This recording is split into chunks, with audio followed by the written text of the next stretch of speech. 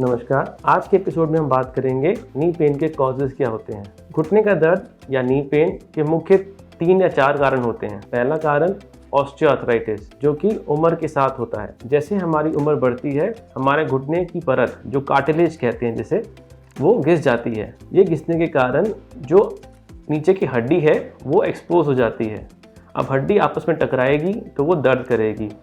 ये pen mainly आपको चलने पे होगा और जब आप रेस्ट करेंगे तो पेन कम होगा। दूसरा कारण होगा रूमेटॉइड आर्थराइटिस, जिसे गठिया बाई भी कहते हैं। ये वाला आर्थराइटिस खासकर फीमेल्स में होता है और 40 से 50 की उम्र में होता है।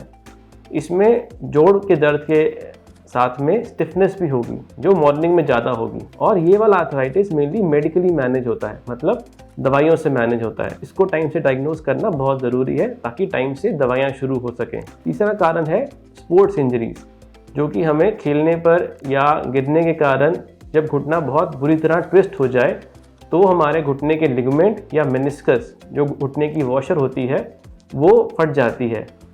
ये पेशेंट्स को मेनली दर्द और इंस्टेबिलिटी या लचक महसूस होती है। इस एपिसोड को देखने के लिए थैंक यू। अपनी हेल्थ का ध्यान रखिए।